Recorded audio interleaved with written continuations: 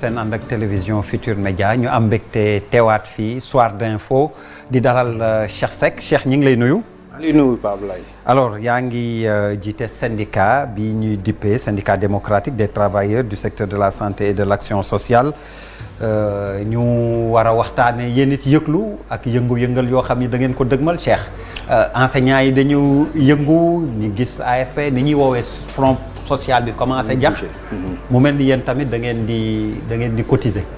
waaw xam nga. yokk xar mi karaw Pape maa ngi lay nuyu di nuyu téléspectateurs yi ni seetaan. di nuyu képp koo xam ne liggéeykatu kër docteur nga. di remercier camarades yi nga xam ne tey jii ñëpp mobilisé woon nañu ci assemblée générale bu mag bi nga xam ne organisé nañ ko ci hôpital général Idrissa Pouye. may xamal ni Pape du léegi rek la ñu yëngu c'est-à-dire dañ nekk ci secteur boo xam ne dafa di secteur bu sensible. mais yàlla xam na ni suñuy problème moo gën a yaatu problème mu ñeneen ñi su ma ci ñëwaatee rek di nga mën a xam. mais xam nga Pape bu ne dañuy grève saa yoo ko defee rek. am na lu muy gàllankoor. te xam nga malade bu commencé traitement bu ñu toogee sax ñun suñu malade sax bu ñu ko joxee traitement tey. ngoon gi jël ko sax bu ñëwee suba sax dinañ gis conséquences yi. moo tax bu nu mësaan grève sax dañuy demander ay ñoo xam ni dañuy ñëw ci service ba ñu ngi hospitalisé ñu joxal leen seen traitement le matin dem ñibbi bu ngoonee ñu defaat la pour éviter des conséquences. parce que suñu ñetti fanu grève rek total. xajul ci malade. conséquences yi moo tax. on a voulu être responsable. être responsable moo di lu nu yoon jox moo di ñu droit constitutionnel jox ñu ko mooy revendiquer ñu def plateforme. ministre bi fi nekk amul lettre yu ñu ko bindul mais mosuñu tontu. ministère fonction publique Abdoulaye Diouf Sarr ci boppam non taluñu non je te jure du caaxaan non xam nga bon lettre yi ñu koy bind yëpp dañuy ci saisir ministère fonction publique moom dinañu tontu. waaw mais mosuñu recevoir. ba tout dernièrement il y a de cela 2 mois déposé nañ benn plateforme déposé aussi préavis de grève mais damay wax ni aussi teewul moo fi pour sama syndicat kese parce que ñu créé benn fédération boo xam ne juróom-benn syndicat la. juróom-benn syndicat yooyu boo gisee yu fi yaatu gis nañ ni structure sanitaire yu bëri yu nekk fii ci Dakar mairie yi ñoo leen moom c'est des collectivités locales. te suñuy collègues ñoo fay nekk muy ay médecins ay infirmiers ay sages-femmes ñoo fay liggéey comme ñun te ñoo bokk fi ñu génne donc ils ont les mêmes problèmes ci biir ñooñu am nañ ñaari syndicats yu mag yu fa nekk benn bi ñu ngi koy wax Citracol benn bi ñu tuddee ko SAT CL. ci biir 6 syndicats yooyu ma lay wax am na syndicat bu ñuy wax Sintras le camarade Jomane jiite ko. am na syndicat ñi nga xam ne ñoo yor chauffeur yi nekk ci administration ci santé muy ñi yor ambulancier ak yooyu ñi ngi ci. camarade Ndiouma jiite ko. y a aussi SAT santé bi Arona Diop jiite ak syndicat bi nga xam ni man moom laa jiite muy SDT 3S. donc ñoom tey ji bi ñu déposé préavis bi expiré na depuis boobu ba tey. kañ la expiré. non expiré na depuis fin de mois de janvier bële. donc heure bi bu ñu neexoon suba mën nañoo grève mais ba tey demuñu grève. dañuy def assemblée générale. waaw pour yëglu. waaw parce que fi ñu nekk moo sensible. waaw AG bi lu ci tukkee. ba AG bi lu ci tukkee moo di dinañ mayaat. lu toll ci 1 mois état bi. pour ñu mën ñu woo ñu waxtaan. donc grève bi ñu ngi ko prévoir ay booru le 24 le 25 et le 26. donc diggante boobu bële di ñëw. mars xam nga kon déjà lu ëpp 1 mois tegu na ci. waaw waxtaan xaj na ci. et pourtant dama ne la bi mu expiré suba mën nañoo dem grève parce que yoon may nañu ko. mais xam nañ li ñu yor ni dafa sensible. li ko indi moo di waxtaan bi gars yi wax sax xëy na enseignants yi maa ngi leen di féliciter di leen encourager ci seen lutte bi ñuy def c'était sur le système de rémunération au niveau de la fonction publique. ñun ay fonctionnaires lañu. payoor maanaam payoor pour ñu wax ko ci wolof. waaw payoor gi xam nga payoor moo di lan man su ma nekkee maag yow. ñu bokkundoo même fonction publique. man ma am diplôme boo xam ne toll na ci bac plus 5 yow nga xam diplôme boo xam ne ci bac kese la. yow nga mën ma fay 2 fois te man li may liggéey moo gën a sensible yow li ngay liggéey dafay poser problème. waaw loolu nu mu mënee nekk. mais loolu moo am expliquer ñu. non parce que système bi ni réglé xam ñun ñëpp. ci misaal jox ñu exemple ñu mën a. exemple je vous donne l'exemple tey jii boo xoolee. parce que ni nga wax xel daf koo nangu. wallaay moom moo am. dinaa la jox ñetti exemple yoo xam ne barki démb rek. waaw matul 2 mois état bi def na ko. boo demee ministère de l'agriculture xam nga dañuy bind fonctionnaire toujours day am hiérarchie. waaw nga am hiérarchie B1 B2 hiérarchie A. ah oui. tey jii indemnité yi leen jox lu baax la nag damay féliciter le ministère de l'agriculture parce que xam na ak ak yelleefu travailleurs mi ba jox leen ay indemnité parce que salaire yu bon la ñu amoon. parce que système de rémunération 2017. bu mu génnee les résultats dafa ne ñetti secteurs ñoo gënoon a faible ci mbirum payoor muy santé muy éducation muy agriculture ak élevage. ñooñu am na ci ñoo xam ni am nañ ay indemnité 250 000 300 000 or tey jii boo jëlee infirmier d'état bac plus 3 ans la infirmier d'état ci biir fonction publique. buy doog a dugg amul 175 000 francs tey amul benn instructeur wala instructeur adjoint boo xam ne amul moo am na loolu alors que infirmier bac plus 3 ans prenez ñi nekk ci fonction publique yépp nga xool ñi am bac plus 3 ñaata la ñuy fay waxuma ne ñeneen ñi infirmier ak sage-femme kese laa wax. parce que ci régime indemnitaire bi lay am différence parce que ñun ñëpp loi 61 33 portant statut général moo nu mais dafa am 33 statuts particuliers ci statut yooyu ku ci nekk c'est-à-dire bu nee statut général c'est-à-dire salaire indiciaire yëpp ñoo yemandoo. c'est-à-dire c'est calculé sur la base de la hiérarchie ak niveau bi nga nekk. donc tey jii boo jëlee enseignant boo xam ñoo bokk même niveau. ñoo bokk même avancement.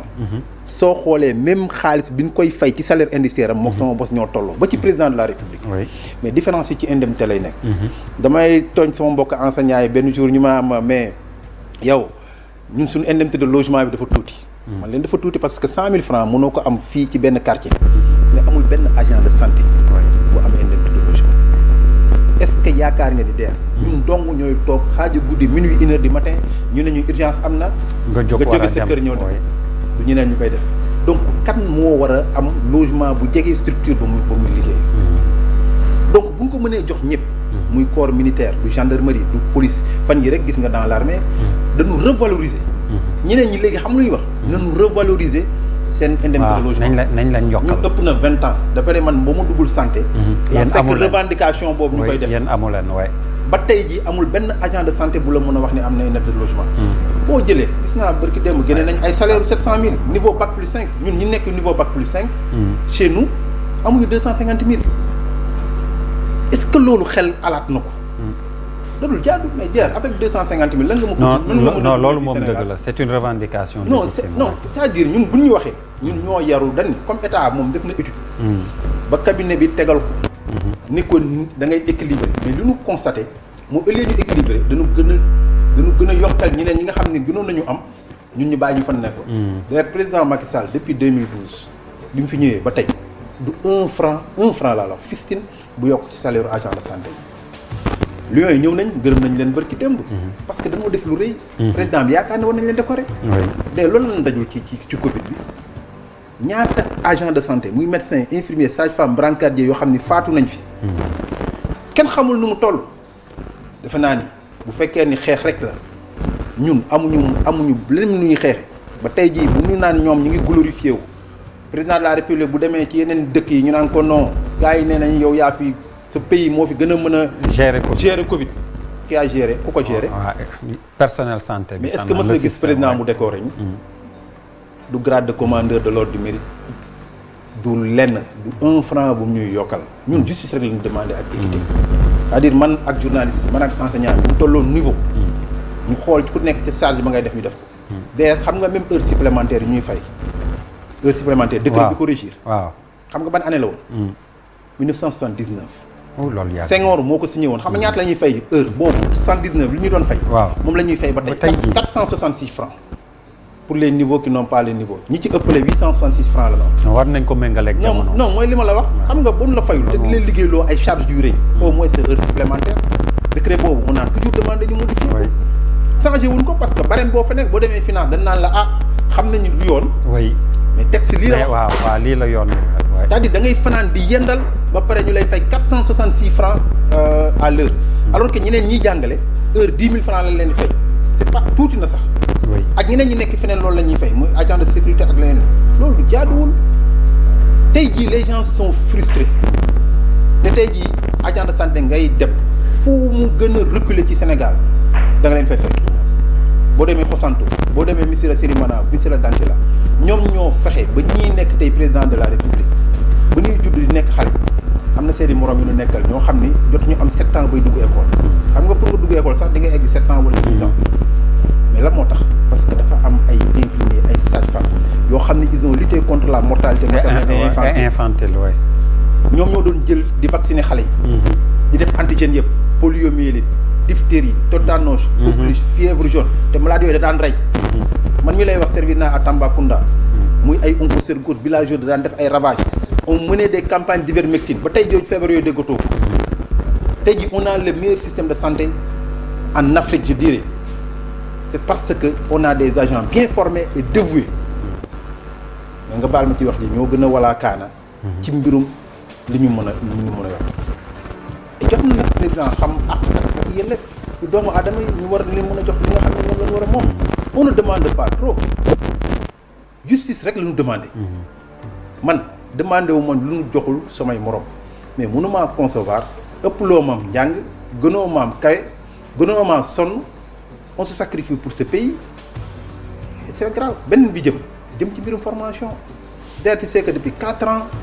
man fi mu nekk nii man dama yéemu ba dama lay déglu rek yàlla wallaahi non penku laa jublu. oui d'ailleurs man fi mu nekk nii moom dama lay déglu wallaahi penku laa jublu. li ma lay wax moo am.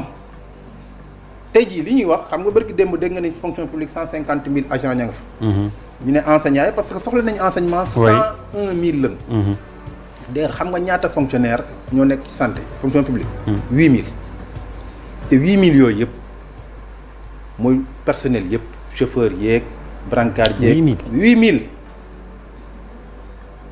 pour Sénégal yëpp. Sénégal yëpp non mooy fonctionnaire laa wax de au moins 8 000 agents mooy nekk de. structure yi mat nañ 25 000 hôpital may nekk la fay xëy mat nañ junni. mais ñun ñi am chance nekk fonctionnaire. waaw ñi nga xam ne waaw ay 300 lan toll. oui te li gën a graaw non c'est la vérité moo tax booy dégg ñu naan milliards yi ñu ngi koy dugal ci santé. on pose la question milliards yooyu ñan lay entretenir. justement budget exactement budget santé bi. non mooy li ma la wax fu mu jaar politiciens yi rek Abdoulaye Diouf Sarr li mu recruter. avant élection yi. dem leen ñu def audit. ñu mu recruter. ay téeméeri non amuñu qualification. ay téeméeri nit. amuñu qualification nu ñu leen mënee recruter. dans la santé boo déggee mën la qualification xam nga yow mën nga am qualification. su ma la affecté yow en tant que journaliste. alors que infirmier ba ma nga fële je dirais que amuloo qualification parce que man soxlawuma la foofu. est-ce que man di nga ma recruter fii may jël sa place yow. yanuwul maanaam. loolu am foofu dem nañ ba affecté ñu instructeur ñun suñu hôpital. jàngalekat. pour mu def falan. non déet utal leen ko fu mu toog rek parce que am na ay lu mu koy jox ak yooyu. nee naa la DER dem naa Bambey ñu def recrutement au niveau de la fonction publique. ñu dañuy recruter. chaque recrutement dañuy am quota. boo xoolee recrutement au niveau de la fonction publique yi jëm ci santé dañ naan la soit fonctionnaire de la hiérarchie A ou fonctionnaire de la hiérarchie B mais yow danañ la wax ni journaliste nga wala foofu la njublang bi njëkk amee. dem naa Bambey ay agents yoo xam ne pendant 20 ans ñu ngi travailler ci structure bi nekk ay aides-soignants ñu ne luñ soxla pour ay recrutement au niveau de la fonction publique politiciens yi ku ci nekk joxe sa quota.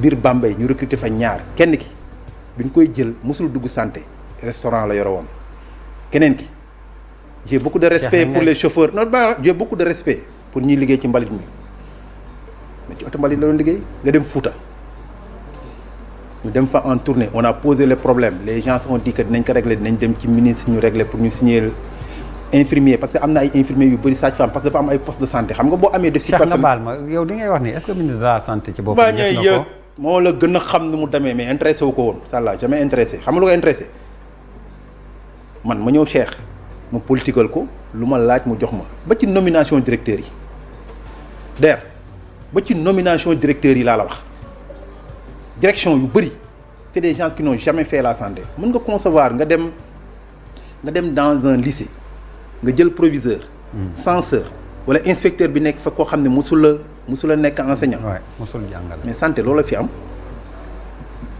na benn booyam immigré la woon dem immigré ñëw fi di ko tendance en politique mu ñëw utal ko poste SAF dans l'hôpital le plus grand du Sénégal SAF. chef de service administratif fii kooku campagne bi jot mu ne dafa bëgg poste directeur. ñu nommé ko directeur d'hôpital dans un hôpital bu nekk fii à l'intérieur du pays depuis 2 mois avant élection yi la quitté presque 1 mois à l'avance pour di campagne. c'est extrêmement grave. mais looloo xaw ci hôpitaux yi moo tax ma ni la Cheikh li ngay wax c'est extrêmement ku nu fal direct alors loolu moo ministère de am la santé dès demain si vous pouvez non nanu indi débat non dama lay xoolal si vous pouvez envoyer quelqu'un du envoyer xam nga débat balaa muy neex mu nekk débat contradictoire ñoom ñu toog ma toog ma indi këyit ak ay preuves sinon bu ma fi jógaatee suba dinañ la wax leneen loo xam ni da ngay yaakaar ni loolu mooy dëgg te man ci télé laa wax li may wax bu amul nan ma ils n'ont qu'à saisir le procureur c'est la vérité li may wax bu amul ils n'ont qu'à saisir le procureur le système a été toujours politisé toujours politisé xaalis daal bu ñëwee mais nag wax nañ la ci Covid bi dugal nañ ci 105 milliards demal CTO actuellement depuis 2 mois on n'a pas de scanner tey bu amoon accident circulation foofu noonu nit ñi ñëw actuellement la ñuy def bu amee ak ay accidenté ñu am trauma crânien dañ leen di yàggat dugal leen ci oto yóbbu leen ci benn cabinet privé pour ñu defal leen scanner depuis 2 mois laa la wax te du foofu kese demal les services d'aide au diagnostic yu bëri seeni appareils yi paat nañ donc xaalis bi fan la dugg y a trop de délinquance nga baal ma ci wax ji CTO jamono ji amul ñaari weer dama la waxuma la benn weer ñaari weer est-ce que mës nga dégg kenn wax ci même les conseils d'administration là qu'on a mis en place là-bas ils ont même des représentants des usagers est-ce que mës nga dégg kenn ci wax c'est-à-dire dafa am lu bëri lu ñu war a xoolaat ci pays bi dafa am lu bëri c'est-à-dire la gouvernance dans ce pays-là malheureusement il trompe le président le président il ne voit que les chiffres oui duñ ko wax santé effectivement le président a fait beaucoup d'efforts bu yàlla rek taxee may wax 2012 budget santé ay 128 milliards la woon mi ngi ci ñaata ñu ngi ci 233 milliards mais problème yi ma lay wax tu vas te poser la question tous les 100 milliards yi ci yokk fan la dugg mais bu ñu demee dañuy gëmloo président ni lii nga fi yokk li nga fi def kenn defu ko fi mais fan la feeñ impact bi ban impact la d'ailleurs boo demee tey INDSS bi ñu formé infirmiers d'état sage-femme oui 3e année amul kenn ils n'ont pas ouvert le pourquoi defu ça les intéresse pas d'ailleurs recruter seen clientèle politique du ma di 2e année amul kenn 3e année xam nga ñaata ñoo fa nekk 5 personnes